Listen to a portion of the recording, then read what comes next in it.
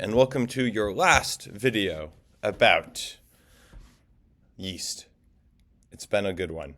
So acids and bases. So pH is a numerical measurement of acidity or bases in a solution. So the 1, 2, 3, 4, 5, etc. that you saw is just a numerical representation of how acidic or how basic an environment is. An acid is anything, that is a solution that contains a high proportion of hydrogen ions. And that means that the hydrogen ion has a nucleus without an electron. It carries a positive charge because it does not have any electrons. That means it's going to be reacting with other molecules to try and get its electron. Now, a base is the opposite. We call a base a molecule that contains a high proportion of hydroxide ions, OH negative. This carries a negative charge, and it's going to try and bind to either a hydrogen atom or something else that's positive because it has an extra negative charge. So these two things are either a charged net positive because it's missing electrons or a charged negative because it has extra electrons relative to its protons. Let me just again explain it another way. So this hydrogen has 1 proton and 0 electrons. Its charge is positive 1. This hydroxide ion has 8 plus 1 protons, 1 in the hydrogen, 8 in oxygen, and it has 2, 4, 6, 8, 9. Ooh, there should be an extra electron somewhere here. And that is outweighing the other. Oh, I don't have 2 inside. So there's an extra electron. That's why the 2 electrons for oxygen are already in here in the inner shell. A solution with a pH of 7 is considered acidic. So that means anything below 7, so 6, 5, 4, 3, 2, 1, has higher proportions of hydrogen ions. Anything with a pH above 7 is considered basic. So 8 to 9 to 10 to 11 to 12 has a higher concentration of those OH charged molecules. What we need to know is that this is a logarithmic scale. So when I go from a pH of 7 to 6, I am increasing the relative amount of hydrogen ions by 10. For every 1 base, there will be 10 acids. If I go to 5, it's now 10 times 10, which is 100. There is 100 times more acids, H positives, in my solution than a neutral pH. It is the opposite for bases. So if I go from a pH of 7, which is neutral, equal proportions of blues and reds, to a pH of 10, I am going 10, 100, 1,000 times more bases, which means my reds are very rare, the acids, and the bases are very common. Let's look at this another way. So if I have 50 mils of H2O, that means that the proportion of OH negatives and H positives are 50-50. Theoretically, for every positively charged molecule, I have an equal amount of negatively charged molecules. My acids and my bases neutralize each other, meaning the solution is inert or neutral. It doesn't react with things. If I have a pH less than 7, my hydrogen ions are really common. They make up most of the solution, and my hydroxide ions are very rare.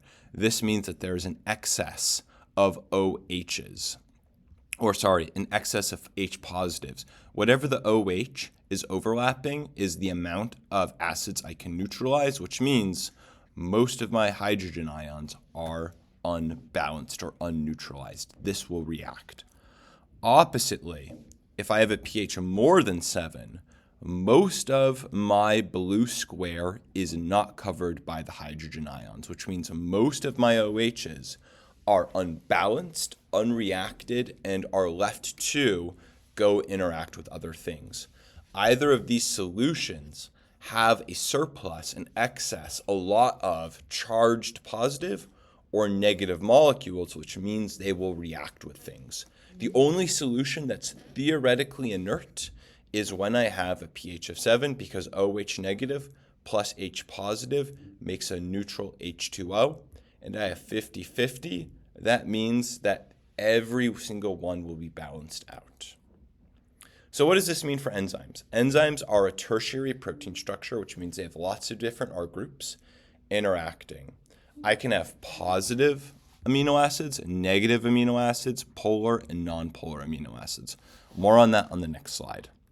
If I see ionic bond interactions, which is where a very positive and a very negative charged amino acid are interacting, or hydrogen bonds where we just have a negative and a positively charged amino acid, but they're not really positive or negative are interacting, these will be broken apart by acids. For example, in this NH3, very positive, and O, very negative amino acid structure, hydrogen ions would interact with the oxygen and OHs would interact with the positively charged NH3. This would cause this bend to fall apart. Other parts of proteins are less susceptible to those changes. So hydrophobic interactions, which are these CH3s, they have no charges, so they're not going to be denatured. This disulfide bridge, which is a covalent bond, where two sulfurs are sharing electrons, it's not based on charges, they can't be broken apart by hydrogens or OHs. So they would be left inert or not reacted. So really, enzymes are going to be broken apart where they have charges. A quick reminder, R groups for amino acids come in 4 flavors. We can have the nonpolar, the polar, which is a 1-to-1 ratio. We can have positively charged amino acids, which have mostly positives at the ends. And then we have negatives, where we mostly have oxygens at the end. Now, this is problematic because when we talk about enzymes, we have the active site and the binding site and the catalytic site that interact with our substrate. The catalytic site is where we have the most polarity, so that's why I've made these very big positives and negatives, and they're going to interact with the most polar parts of our substrate. And then we have the binding site, which interacts with the substrate, but in other ways, and it's not as strong. Remember, all of this is based on hydrogen bonds. A negatively charged oxygen is attracted to a positively charged amino acid in part of the protein structure. Edda, I see you. You can come in. Oh, it is Edda. Edda's been hovering outside for the last couple minutes, but I'm still recording the video. But Edda can come inside. Say hi to everyone. Hi, everyone. She's very excited to learn about pHs. In a basic pH, the OH groups would outcompete the sugar molecule because all of these positively charged amino acids want to attract to negatively charged things. This would interfere with our substrate. And we can see that like this. This blue is meant to represent all of the tiny little OH molecules that are negatively charged that are going to outcompete our substrate for this positivity charge. It's being swarmed effectively by bees. It can't interact with the substrate. It's actually probably a good analogy. Hydrogen ions and OH molecules are like bees. They're tiny, they're numerous, and they interfere with normal activities. If I was drawing a very basic pH, all of those H-positive charged molecules would actually bind to and interact with the O's in our sugar molecule. All of these O's have a really strong negative charge, so those H-positives are going to interact with our sugar and actually break it apart and denature it. Additionally, the hydrogen ion groups would attack and denature any negatively charged groups in the protein and the binding sites, which would also denature it. So either way, a solution that's too acidic or too basic results in our protein structure being broken apart or being blocked from interacting with our substrate. So in a nutshell, pH influences charged parts of our protein. A base is going to be anything that has a high proportion of negatively charged OHs, and an acid will have a high proportion of positively charged hydrogen ions. A neutral pH of 7 is 50-50, Arnold Palmer, iced tea and lemonade. And then when we look at our differences, every change in a numerical value is a change in 10. Oh, Dylan's coming in, and so is Alistair. We did have homework. I posted it in Schoology yesterday. You guys are also going to be part of the video for homework tonight. So say hi to yourselves in the future. selves in the future. High selves in the future. All right, I'm going to say bye.